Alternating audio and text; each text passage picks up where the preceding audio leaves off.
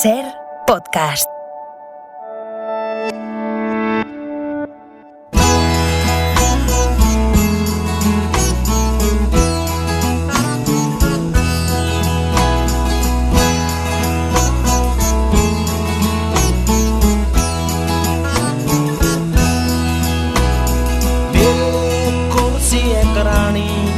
शायद मैं कहमा ओदे कुर्सी में ओने ओदा कमरा दुखा लिया है नी ये अच्छी नॉर्वेजियन लकड़ी ओने क्या रहना था मैं जा जित भी दिल मर्जी मैं आले वाले दिन क्या कोई उठे कुर्सी नहीं सी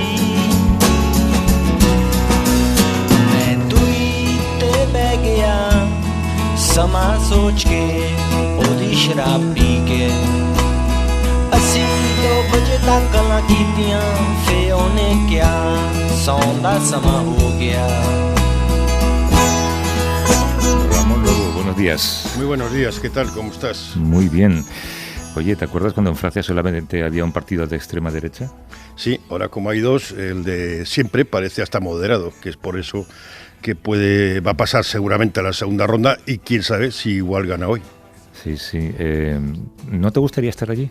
Sí, la verdad es que Francia es un país que me gusta mucho. Voy a estar el mes que viene, pero por razones de búsqueda de familiares. Pero sí es un país muy interesante porque el Partido Socialista ha desaparecido, a pesar de tener una buena candidata, Anne Hidalgo, pero ser alcaldesa de París casi cotiza en contra en el resto de Francia, y la izquierda la representa Mélenchon. Se presenta un candidato al Partido Comunista que parece un tipo interesante, un ecologista que es un triste, con lo cual ya es una pena porque el material es como para no ser triste, hay materia para agitar, ¿no? Y la derecha ha desaparecido, la derecha moderada también, es un aviso también de lo que puede pasar aquí en España. Es verdad. Está Enrique González, por cierto, haciendo una serie de reportajes allí en un pueblo que es como mejor se puede conocer el país, ¿no? Hablando con el cura, hablando con el alcalde, hablando con la gente que vende en las tiendas, sí. Así conoces un poco los problemas. Sí, la verdad es que el país está haciendo buena cobertura. Otro día Silvia Ayuso hizo una historia sobre Finisterre y toda esta zona, que es la zona más feliz de Francia, de donde todo va bien y donde no hay prácticamente votos a la extrema derecha. Es un país que está funcionando, la economía en enero dio un crecimiento importante, pero a pesar de eso hay un descontento, no sé, en el ambiente que perjudica a Macron. Oye, ¿vas a seguir mi consejo entonces o no? Sí, voy a seguir tu consejo y en Twitter voy a seguir escribiendo voy a seguir escribiendo de política internacional, haré comentarios de política nacional, evidentemente, pero de un partido no voy a volver a decir absolutamente nada porque no admite la más mínima crítica y te envían troles, gente que te está insultando, y yo, que me insulten desde mi frecuencia horaria, lo llevo muy mal. Bueno, no es todo el partido, ¿eh? Sí, es un partido que ya sabemos todo el mundo a quién me refiero. Venga, vamos a empezar antes de que te hagas más enemigos. I used to shut my door when my mother screamed in the kitchen. I turned the music up, get high and try not to listen to every little fight, 'cause neither one was right. I swore I'd never be like them, but I was just a kid back then. The older I get, the more that I see my parents aren't heroes, they're just like me. And loving is hard, it don't always work. You just try your best not to get hurt. I used to be mad, but now I know. Y de atrocidades que llegan desde Ucrania no dan tregua. Las últimas que nos han hecho estremecer han sido las del ataque ruso, que ha dejado 52 muertos y más de 100 heridos en la estación de tren de Kramatorsk. El presidente de Ucrania, Zelensky, ya ha pedido a Occidente que este ataque se juzgue como crimen de guerra. Esas tres palabras, esa expresión crimen de guerra, es tan compleja de definir, ¿verdad? Sí, se supone que todo ataque contra civiles lo es. Aquí se supone que son los rusos los que han atacado por el tipo de arma que se ha utilizado. pero bueno, todo crimen hay que investigar.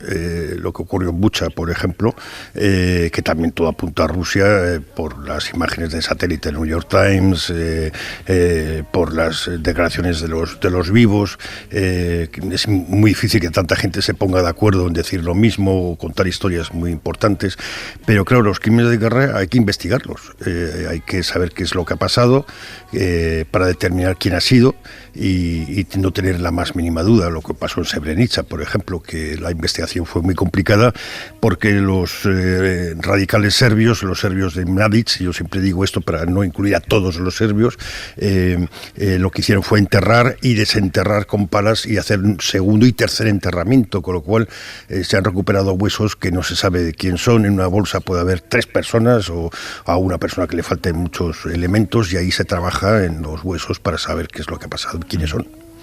¿Qué son y cómo se juzgan los crímenes de guerra? ¿Podría Putin ser juzgado también por ellos? Incorporamos a la conversación a José Ricardo de Prada, que es magistrado de la Sala de lo Penal de la Audiencia Nacional, también fue juez del Tribunal Penal Internacional para la antigua Yugoslavia. ¿Cómo estás? Buenos días, José Ricardo. Sí, hola, buenos días. ¿Qué tal? ¿Qué tal? Lo primero de todo, ¿qué es un crimen de guerra? Un crimen de guerra. Bueno, vamos a ver, la denominación de crimen de guerra pues es un término que se ha venido a acuñar precisamente pues para determinados crímenes internacionales, o sea que normalmente se producen en el contexto de conflictos armados, pero tampoco tiene por qué ser así. Lo que contienen es que en realidad es una traducción rápida del término anglosajón, y lo que comprende son tanto los genocidios como los crímenes de lesa humanidad como los crímenes estrictamente de guerra, es decir, los de derecho internacional humanitario, los crímenes, o sea, que van contra los convenios de Ginebra del derecho de guerra, en una palabra. Pero bueno, es un término, en una palabra. ¿Prescriben esos crímenes? No, vamos a ver, o sea, lo que hay internacionalmente, estos crímenes, o sea, lo que tienen como característica común es que son crímenes de derecho internacional, y entonces en realidad son las normas internacionales las que en un momento determinado pues establecen cuáles son las características. Entonces, dentro de esas características pues están precisamente la imprescriptibilidad. Eso normalmente se traslada a los códigos penales internos. Entonces, por ejemplo, en nuestro Código Penal pues aparece efectivamente que estos crímenes son imprescriptibles. ¿Quién puede juzgarlos? ¿Qué organismos existen para hacerlo? Bueno, vamos a ver, o sea, juzgarlos en principio, o sea, puede juzgarlos, depende de dónde se produzcan, ¿no? Pero en principio otra de las características de estos crímenes internacionales es precisamente que, vamos a ver, no rige el principio de territorialidad, o sea, como rigen otros principios, que solamente donde se producen, el estado donde se producen es quien puede juzgarlos. Estos crímenes internacionales, precisamente el término internacional hace referencia a que pueden ser juzgados en principio en cualquier lugar y por cualquier lugar, y sobre todo por tribunales internacionales, pero podrían ser juzgados pues a través de la jurisdicción universal. En otros momentos España ha tenido capacidad de poder juzgar crímenes que se han producido en otros estados con cierta facilidad. En estos momentos no, pero en principio pueden ser juzgados en cualquier lugar. Estaba el Tribunal Especial del Tribunal Penal Internacional Antigua Yugoslavia y Ruanda, en el que tú estuviste de juez, que es un tribunal especial para un caso muy concreto, y después está la Corte Penal Internacional, que es la que debería juzgar este tipo de crímenes, pero claro, los 3 países más importantes, Estados Unidos, Rusia y China, no han firmado, con lo cual es muy difícil que puedan perseguirse crímenes que afecten a estos 3 países. Sí, efectivamente. O sea, no solamente ya que no lo hayan firmado, sino que ponen todos los obstáculos del mundo. Estados Unidos tiene firmados acuerdos bilaterales para que otros estados no colaboren con la Corte Penal Internacional en el caso de que hubiera algún norteamericano implicado y que quisiera ser perseguido. O sea, con lo cual es que no solamente ya que no estén, sino que además ponen obstáculos, y eso es un problema efectivamente importantísimo desde el punto de vista de la operatividad de este tribunal. Si un ataque en concreto, por ejemplo el ataque a la estación de tren de Kramatorsk, se juzga como crimen de guerra, ¿cuál es el procedimiento? Estamos acostumbrados a los juicios normales, pero para un crimen de este tipo habría que recabar pruebas. ¿Qué pruebas serían? ¿Cuáles son los plazos? Sí, bueno, vamos a ver, o sea, el tema en general para todos los crímenes lo que hay que hacer es recabar pruebas, o sea, y se necesitan pruebas y pruebas y pruebas, y precisamente esta criminalidad, y además en el momento en que cuando se está investigando, cuando se están produciendo los crímenes, en el contexto de los crímenes resulta especialísimamente complicado el poderlos perseguir, y luego sobre todo pues también está el tema de eso, de que no hay un organismo en este momento claro que pueda juzgarlos, porque bueno, pues efectivamente tenemos la Corte Penal Internacional que parece que ha abierto un procedimiento. El problema es que la propia Ucrania no está tampoco en la Corte Penal Internacional, aunque tiene en definitiva acuerdos para que efectivamente pueda operar la Corte Penal Internacional en su ámbito, y en principio sí podría en ese caso operar la Corte Penal Internacional, pero claro, el tema es que estos crímenes tienen que ser adecuadamente investigados. Y claro, el problema es que se tienen que investigar pues a través probablemente de la Fiscalía de la Corte Penal Internacional, pero la Fiscalía en sí misma no tiene demasiados recursos, es decir, tiene fiscales y tiene técnicos, o sea, que están en La Haya y que realmente pueden llevar a cabo más que investigaciones de campo, análisis. Entonces lo que se necesita es investigación de campo, documentación de todos esos hechos a través, en definitiva, no solamente de periodistas que los recojan, sino de ir al terreno, recoger testigos, recoger efectivamente testimonios, poder hacer determinación de personas muertas, las condiciones de la muerte, las condiciones en las que se ha producido, recoger vestigios, recoger elementos, todo ese tipo de cosas se requiere. En este momento, ¿quién es el que está haciendo eso? En realidad, los que están documentando son los periodistas, pero claro, eso tiene un cierto valor, no es un valor definitivo, aunque puede llegar a tener valor en juicio, y sobre todo lo que se requiere es que haya técnicos concretos que sepan además llevar estrategias de investigación, y yo creo que ahí están operando las grandes ONGs internacionales, Amnesty International, Human Rights Watch, etcétera, pero yo creo que eso tiene que ser coordinado desde la propia Fiscalía, y yo creo que lo que tendría que haber son un acuerdo de colaboración de los estados para que manden allí sus correspondientes técnicos, además de que esto es súper costoso desde el punto de vista económico, y el problema es que tampoco la Fiscalía de la Corte Penal Internacional dispone de unos medios ilimitados, más teniendo en cuenta que las grandes potencias no contribuyen económicamente a la Corte Penal Internacional. Hoy leí una historia en el Guardian que estaba muy bien, que empieza diciendo que a veces los muertos hablan más que los vivos. Hace falta forenses que interpreten pues cómo han muerto, las circunstancias. En Srebrenica hablábamos ya o en Guatemala o en Perú, en donde ha habido crímenes tremendos hace muchísimo tiempo, son los huesos los que hablan. No es lo mismo un forense que un antropólogo forense. Estos son los especialistas que tienen que recabar las pruebas. No sé si hay también tiene que haber algún tipo de policía internacional para que cuando te llegue a ti como juez puedas determinar qué es lo que ha pasado. Sí, vamos a ver, se necesitan todos, fíjate, yo que diría que hasta se necesitan ingenieros de sistema, o sea, que que aporten elementos para poder llevar a cabo una investigación ordenada, o sea, que luego todo eso incluso pase a análisis informáticos, se necesitan informáticos, pero fundamentalmente en este momento estamos en la fase de documentación del hecho.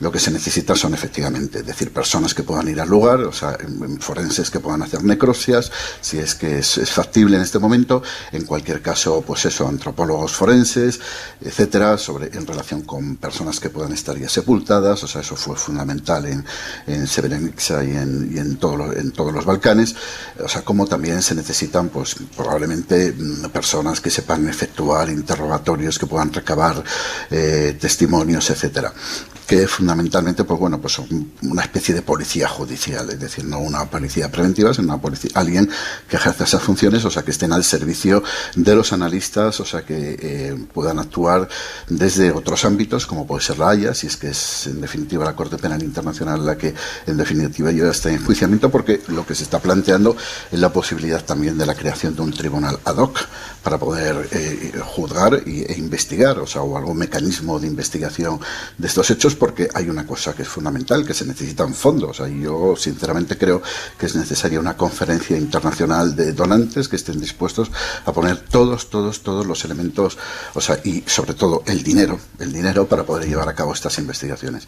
Recordemos que Estados Unidos, que es el gran interesado en esta guerra, pues efectivamente, pues no está ni en la Corte Penal Internacional ni participa en ninguna iniciativa de este tipo de investigaciones, con lo cual yo creo que es necesario que Estados Unidos y cualquier Estado que verdaderamente tenga interés en que se investigue estos hechos, pues efectivamente pongan dinero para que se pueda investigar. Estaba pensando en lo que has mencionado sobre las fotografías de los periodistas o las imágenes de vídeo, y en algunas de las masacres de los últimos días hemos visto, pues yo que sé, esta fotografía, por ejemplo, de ese hombre que montado en la bicicleta le dispararon un tiro en la cabeza y yace en el suelo sin haber, en la bicicleta todavía, ¿no? en la caída. Imagina que solo existe esa fotografía. Hombre, el valor del periodismo es inmenso en ese sentido, pero yo no sé si ese cadáver no aparece y esa historia no se puede contar porque solo existe esa foto. Eso sería irresoluble, me imagino. Sí, vamos a ver, y yo creo que además cuando ha habido experimentos de llevar a cabo justicia sin que realmente se lleven a cabo verdaderas investigaciones, lleva al fracaso y se vuelve contraproducente. Y le voy a sacar precisamente a Ramón un caso que él conoce bien porque él escribió sobre ello, que es precisamente el de Borislav Herak al comienzo, en el año 1993, ¿te acordarás, sí, Ramón, cuando tú publicaste? Exactamente, le entrevistaste. Y tú me imagino que habrás seguido el caso y es verdad que Herak en sí mismo no fue absuelto y su juicio no se repitió, pero el Damianovic, que era precisamente el compañero, fue luego definitivamente absuelto del delito de genocidio, se tuvo que repetir el juicio, etcétera, y todo era porque se basó en el testimonio del propio Herak, que al final se retractó al cabo de una serie de años, y además, como no se había hecho el juicio, no había cadáver, no había testigos, no había nada, y se montó todo el juicio sobre la base de su único testimonio. Pues luego al final fue una especie de fiasco que además fue tremendamente utilizado, y se habló en aquel momento de escenificación, de una especie de persecución contra Serbia, etcétera. Entonces, yo creo que siempre eso es muy peligroso. Yo creo que los juristas sabemos que hay que contar con todos los elementos y que hay que hacer las cosas bien. Más en un conflicto como ahora el de Ucrania, que está muy politizado, es decir, que Estados Unidos podría estar, o la OTAN podría estar muy interesados en investigar los crímenes de guerra cometidos aparentemente por los rusos. En cambio, podría haber otra gente que está más interesada en investigar los crímenes de guerra presuntamente cometidos con los ucranianos. Hay imágenes en internet que no sabemos ni siquiera si son ciertas, de algún preso ruso que han matado, que les han disparado a las piernas. Una comisión debe ser absolutamente independiente y que se sepa que es independiente, si no, no tiene ningún sentido, ¿no? Claro. El propio concepto de tribunal lo que habla es de la independencia y de la imparcialidad. Y precisamente el tribunal que estábamos hablando en Bosnia y Herzegovina, que juzgó a Herak, lo que se le precisamente acusó es de la falta de independencia y de imparcialidad en su momento. Los hechos, los crímenes, los cometen personas, y no importa los bandos o a quién pertenezcan. Es decir, los crímenes son crímenes, y los crímenes se describen en los textos legales, en este caso textos legales internacionales, y por ellos en definitiva deben de responder todas las personas independientemente de dónde provengan, o que sean la parte más débil o la parte más fuerte. Lo que pasa es que hay crímenes de unas características, por ejemplo el crimen de agresión, que solamente lo cometen los agresores. Sin embargo, los crímenes de guerra, como sobre todo los que se refieren en este caso a ataques contra prisioneros de guerra, o etcétera, que son formas del derecho de guerra específicamente, eso eso los puede cometer cualquiera de las dos partes. ¿Cuál es el papel del Consejo de Seguridad de la ONU en todo esto? El papel del Consejo de Seguridad de la ONU es el que siempre tiene el Consejo de Seguridad de la ONU, que con muchísimas posibilidades de hacer cosas, porque es la que realmente puede montar desde Naciones Unidas tribunales. Hay un capítulo 7 de la Carta de San Francisco, de la Carta Fundacional de Naciones Unidas, donde, efectivamente puede llegar a establecer mecanismos de paz y seguridad, y entre ellos tribunales. Es lo que, a través de eso precisamente, es como se constituyeron los tribunales de Yugoslavia y Ruanda. O sea, pero también hay que darse cuenta que tiene ese derecho a veto y que, bueno, pues lo componen una serie de miembros permanentes, y los miembros permanentes, o sea, que son los que tienen el derecho a veto, pues han decidido, claro, son por una parte partes contendientes, o una parte contendiente en esta guerra, ¿no? Entonces, pues claro, lógicamente va a neutralizar la posibilidad operativa del Consejo de Seguridad. En este momento no hay ninguna posibilidad de que el Consejo de Seguridad haga nada. Entonces, por eso se habla de la conveniencia, pues bueno, pues de otros sistemas de justicia alternativos al margen del Consejo de Seguridad. Bueno, habría que preguntarse cuándo el Consejo de Seguridad ha hecho algo. José Ricardo de Prada, que es magistrado de la Sala de lo Penal de la Audiencia Nacional, también fue juez del Tribunal Penal Internacional para la Antigua Yugoslavia. Te agradezco muchísimo la conversación y la clase magistral que nos has dado. Un abrazo y buen domingo. Un abrazo. Bueno, igualmente un abrazo. Venga, hasta luego. Adiós. Hasta luego. Hasta luego.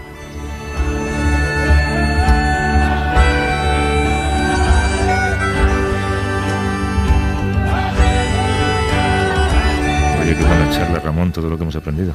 Sí, al final la Corte Penal Internacional solo juzga a africanos, porque como todos los demás están protegidos porque tienen padrino, al final solo juzga a dictadores o a personas acusadas de crímenes en África.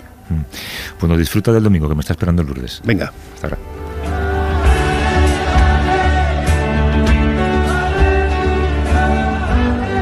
Suscríbete a Vista de Lobo. Todos los episodios y contenidos adicionales en la app de Cadena SER y en nuestros canales de Apple Podcast, Spotify, iVoox, Google Podcast y YouTube. Escúchanos en directo en la SER los domingos a las 8 de la mañana. Cadena SER. La radio.